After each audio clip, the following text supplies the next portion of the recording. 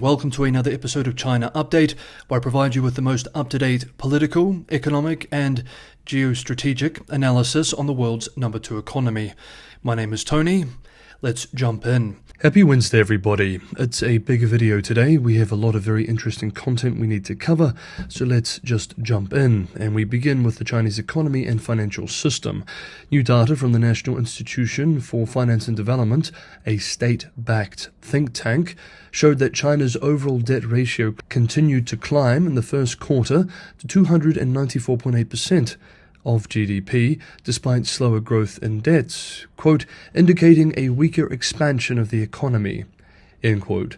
The macro leverage ratio, which measures total outstanding non-financial debt as a share of nominal GDP, increased 6.8 percentage points after reaching a record 287.8% at the end of 2023.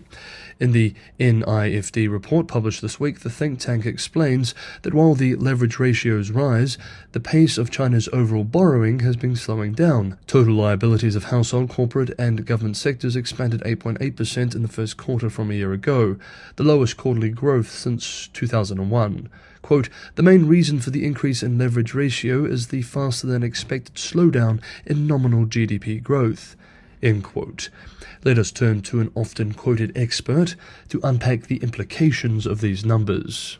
Quote, China's total social financing, the best official measure of debt, rose in the first quarter by 8.8% year-on-year to 390.3 trillion RMB. This is the lowest rate of increase in over 20 years, which may at first seem like a good thing from a debt sustainability point of view. But according to China's NIFD, the country's macro leverage ratio, a proxy for debt to GDP, inched up by 6.8 percentage points in the first quarter of 2024, 294.8%.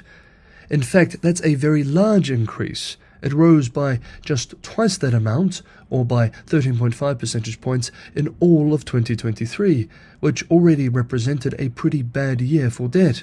In the 3 years before COVID, for example, it rose 3 to 4 percentage points a year on average. Of course, the reason a relatively low nominal increase in debt was associated with such a large increase in the country's debt ratio is because China's nominal GDP growth was also very low in the first quarter. The National Bureau of Statistics recorded 5.3% real year-on-year GDP growth for the first quarter of 2024, but it also recorded a GDP deflator of 1.1%, so that nominal GDP growth was only 4.2%. Because debt is a nominal number, its growth can only be compared to nominal GDP growth. Seen in that light, and ignoring any questions about how the National Bureau of Statistics calculated the GDP deflator, China's unexpectedly high real GDP growth of 5.3% is less reassuring. It took a large increase in debt to achieve that number, end quote. Next up, U.S. Secretary of State Blinken arrived in China today for his 3-day trip, his second to the Middle Kingdom in less than a year. As we discussed in yesterday's video, it's believed that Blinken will raise Chinese support for Russia's war effort and may even threaten financial sanctions against China. A matter of hours before his arrival, the US-based Wall Street Journal reported that the US is working on sanctions against some PRC financial institutions over support for rebuilding Russia's defense industrial base. The outlet writes that the US is drafting sanctions that threaten to cut some of Chinese banks off from the global financial system. Quote, at the outset of the war, Xi appeared sensitive to calls from the West to refrain from shipping military equipment to Russia, but since then the Chinese have found workarounds. The Chinese don't provide them with anything that looks like a weapon, said a senior European diplomat based in Washington. The components we are talking about, chips, machinery, tools, these are components you put into weapons. In the past, however, the mere threat to target banks have been short-lived results. In December, President Biden signed an executive order that gave the Treasury Department authority to sanction banks that aid Russia's military-industrial complex. That created bottlenecks in China-Russia trade transactions as major Chinese banks backed out of any roles in facilitating the deals. But those banks have gradually been replaced by more obscure regional Chinese banks with little work in the dollar-denominated economy and hence less to fear from US sanctions. Payment chains are slowly being rebuilt. Both Russians and Chinese are constantly adapting to the new conditions. End quote. Now, the question is, are these reports accurate, or is this a coordinated leak to put pressure on Beijing during these talks?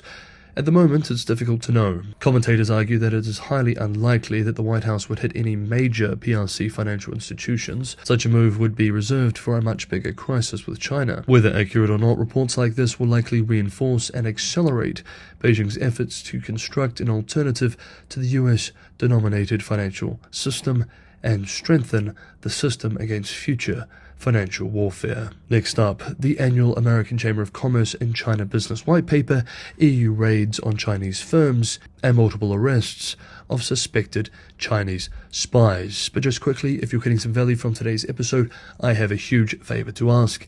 That is just to like and subscribe. It is only 2 clicks of the mouse, but it is a huge help for the channel.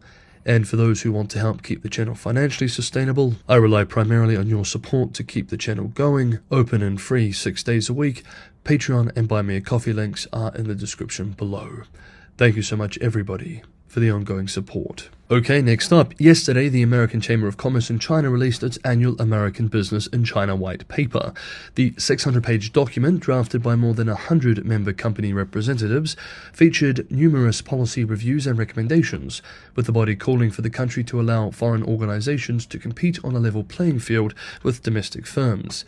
China's, quote, extreme national security focus, end quote, was also a point of concern for the business body. The report described rising pressure on foreign companies, including, quote, stringent data control policies, raids on consultancies, closure of databases, and concerns over the ambiguity of newly enacted and enforced national security, data security, and counter-espionage laws and regulations, end quote.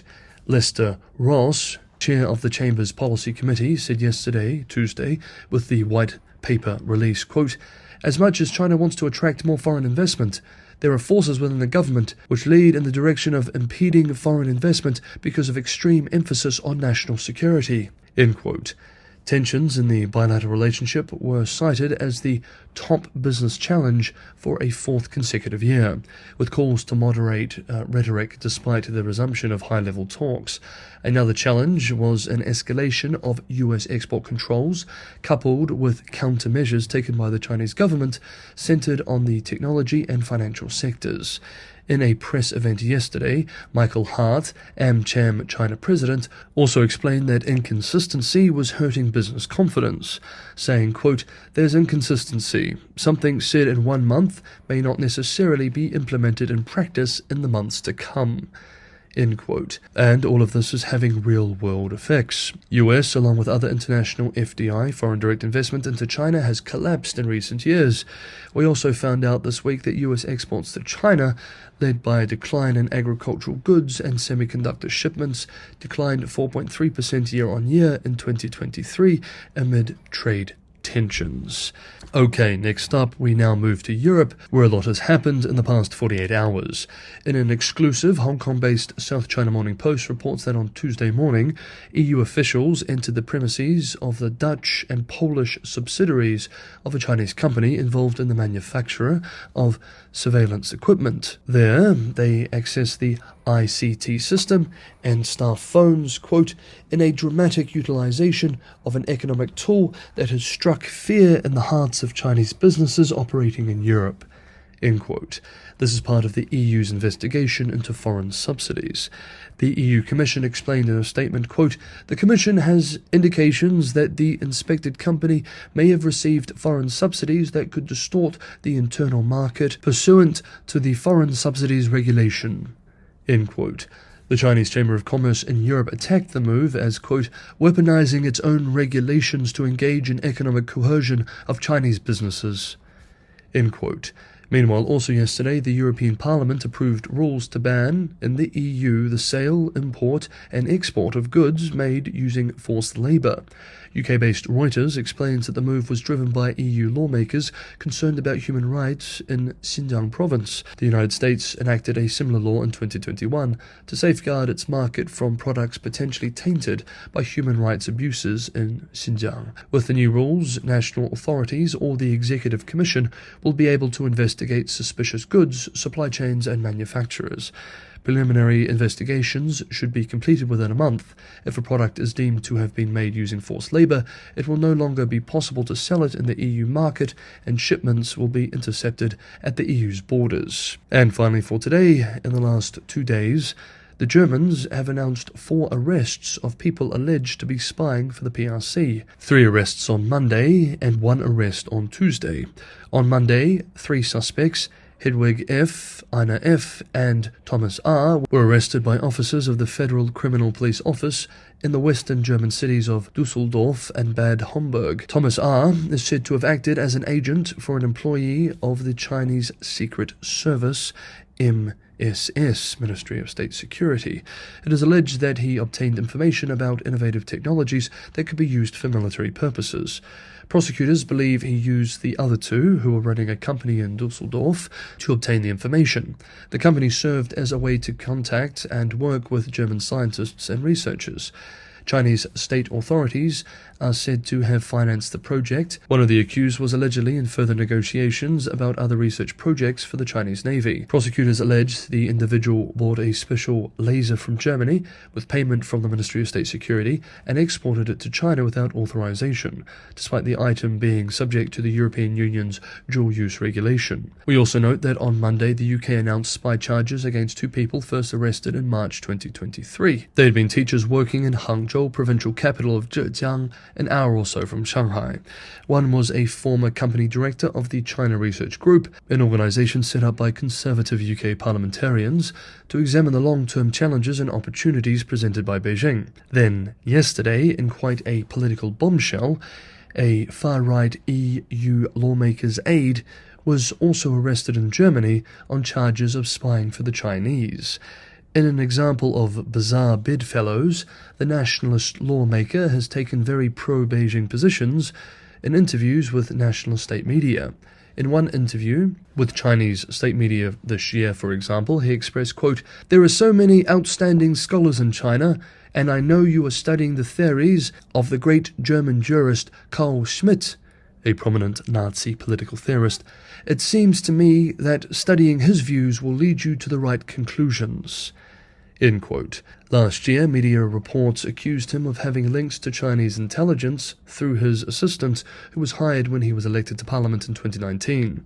In his current position as a member of the European Parliament, he sits on the EU Parliament's Committee for International Trade, as well as the subcommittees for Security and Defence and for Human Rights. With news of the arrest, German Interior Minister Nancy Faeser told media, quote, "If it is confirmed that China's intelligence services had spies in the European Parliament, then we're talking about an attack on European democracy from within. Whoever employs such an assistant also bears responsibility." End quote. Okay, that is today's episode of China Update. Thank you so much everybody for watching. Have a good Wednesday, and I will see you all tomorrow.